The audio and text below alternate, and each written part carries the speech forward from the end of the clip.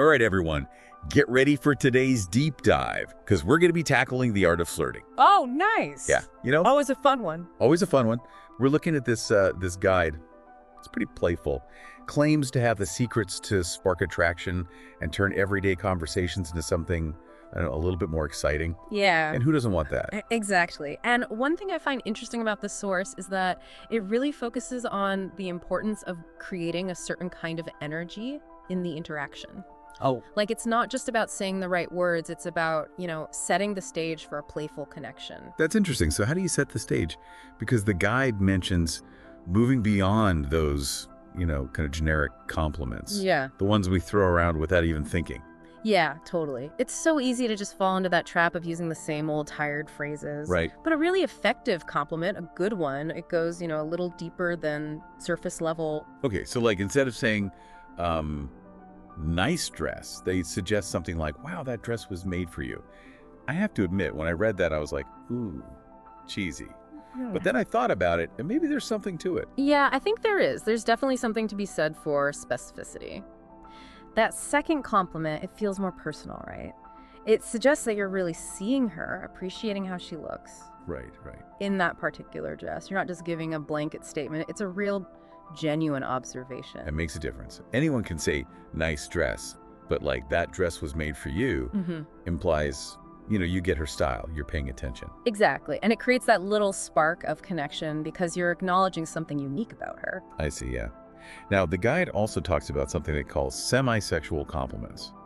Now, I know that sounds a little, A little risky. yeah, a little risky. But the idea, if I understand correctly, is to sort of hint at attraction without being like creepy or disrespectful. Right. It's walking a very fine line. For sure. So the example that they give is, you have a smile that makes it hard to concentrate. Okay. Versus just a simple, you have a great smile. So the first one, it injects a little bit of that playful tension, Right. while the second one is just, polite and Yeah, it's like you're acknowledging the effect she's having on you without being, overly sexual or aggressive. You're keeping it light and playful, but you're letting her know you find her attractive. Exactly. And that playfulness is key because you want to create that space where you both feel comfortable and you can kind of relax and enjoy the interaction. That makes sense. So you've set the tone with a well-placed compliment. Right. What's next? How do you keep that conversation going? Well, the source suggests using what they call flirty questions. Flirty questions. Yeah, to kind of deepen the connection and encourage her to open up a little. Okay, but some of the examples they give are, pretty bold. Like, what do you find most attractive in a guy? Or what's the craziest thing you've ever done on a date? I feel like those could either be really interesting or just make things awkward. Oh, absolutely. It really depends on the context, right? And how well you've built that playful, flirty kind of rapport. Absolutely. But I do think that these types of questions, they can be effective. Why? Well, because they go beyond just that, basic small talk. Yeah. They show that you're actually interested in getting to know her on a deeper level. So it's not just exchanging pleasantries. You're actually trying to learn about her, values, experiences, sense of adventure, all that. Precisely. And those kinds of insights can be really valuable when you're trying to build a connection. I see your point. Yeah. But you have to be mindful of how those questions are received. Real, of course. Not everyone's going to be comfortable answering like right away. Some people might be a little, more guarded or just hesitant to open up, and that's totally okay. So how do you handle it if someone seems a little taken aback by your flirty question? Like, what if they give you that look? Like, why are you asking me that? Well, in those moments, the guide suggests leaning into your confidence, but also your vulnerability. Okay. So instead of like backtracking or getting all flustered, own your question. You could say something like, because I'm fascinated by what makes people tick. I love learning about that kind of stuff. Oh, so basically you're showing you're not afraid to be a little vulnerable and you're genuinely interested in her, even if she's not immediately reciprocated. Exactly. You're demonstrating that you're not just trying to impress her with like some clever lines. You're actually curious about who she is.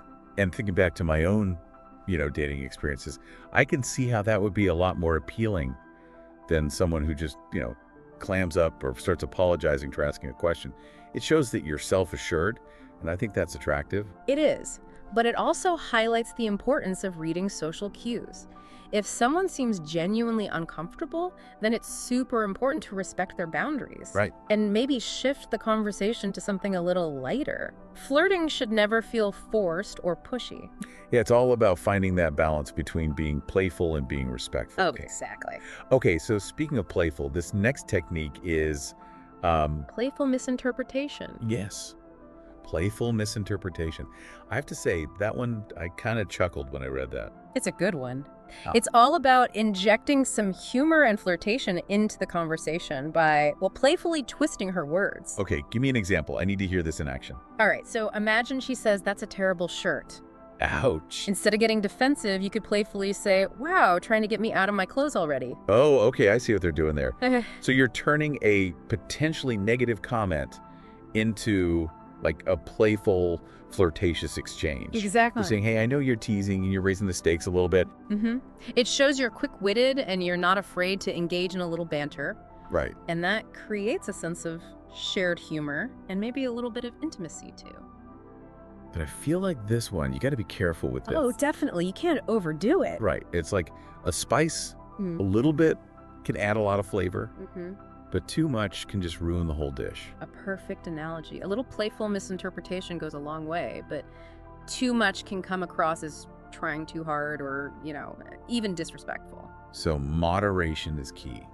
Use it like a dash of hot sauce. I like that. And always pay attention to the other person's reactions. If they don't seem to be enjoying the banter, maybe change tactics. Okay, so we've talked about setting the tone, asking those flirty questions, playful misinterpretation. Right. But what happens when you've got that, flirtatious energy flowing? How do you keep it going? How do you keep the momentum? That's where the art of building momentum comes in, Ah. You want to keep that energy up, keep her engaged, and subtly deepen the connection. All right, lay it on me. How do we do that? Well, one technique is a little gentle teasing. Teasing. Yeah.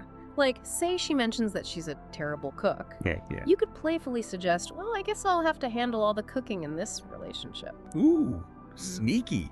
You're not just teasing her cooking, you're kind of introducing the idea of a future together. Right.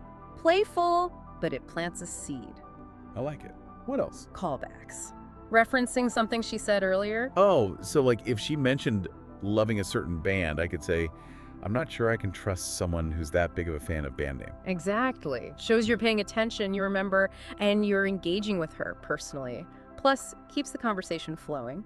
It's funny because I think we get so caught up in trying to be witty or charming, we forget to actually listen. It's true.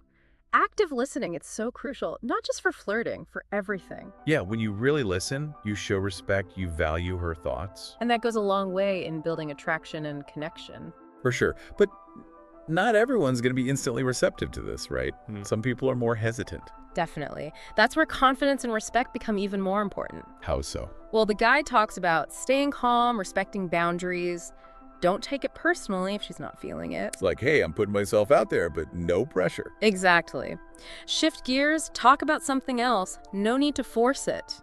I used to get so flustered if someone wasn't reciprocating. Overthinking everything made things awkward. Sure. But just gracefully backing off, changing the subject, that makes so much sense. Takes the pressure off. It does. Shows maturity and respect, too.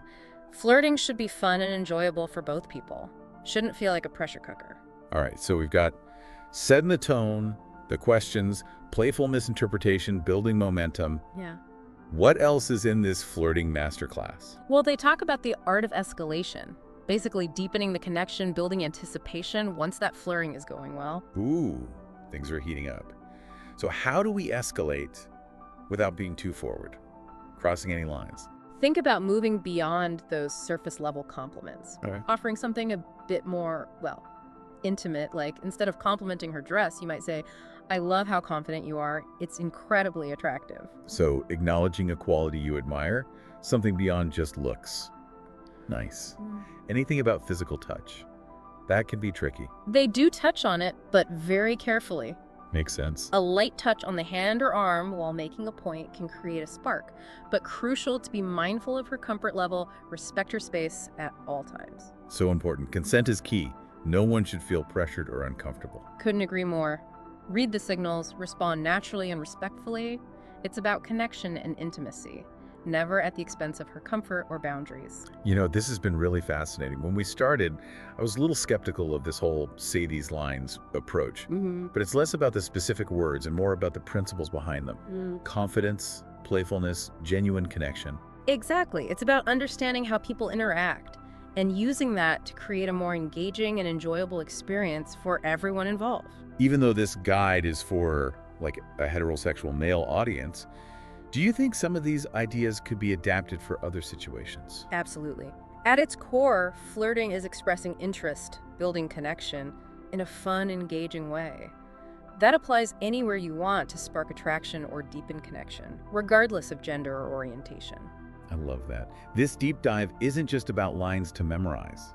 It's about the psychology of flirting, how to encourage that genuine connection. It's recognizing that universal human desire for connection and finding ways to express that authentically and respectfully. Sometimes we forget that flirting can be just plain fun So true. and not always about romance. Sometimes it's enjoying the banter, the laughter, the spark of connection, that's it. Exactly. And even if it doesn't lead to more, you've had a positive interaction, that's never bad. Never a bad thing. You might make a friend, learn something about yourself, who knows? This has been a real eye-opener.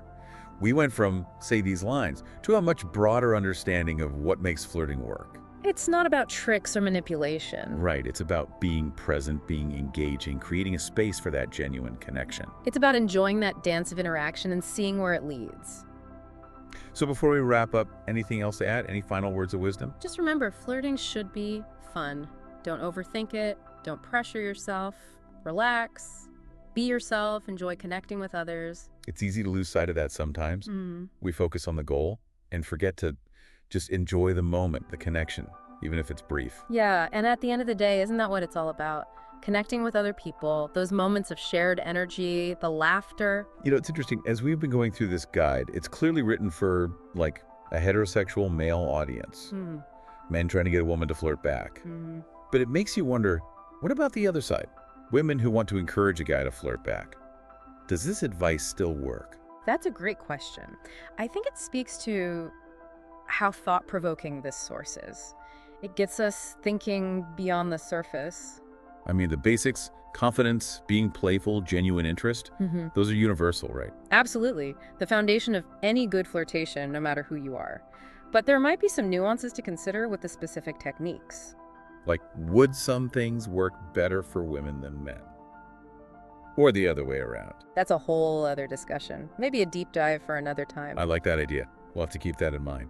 But I think it's safe to say the core principle's the same, creating that dynamic interaction where both people feel good about expressing interest. Exactly. It goes beyond gender roles or what society expects, just human connection. It's those unspoken signals, the laughter, the way a conversation just lights up when two people are clicking. Reading those cues, respecting boundaries, finding that sweet spot between being playful and sincere. Well said.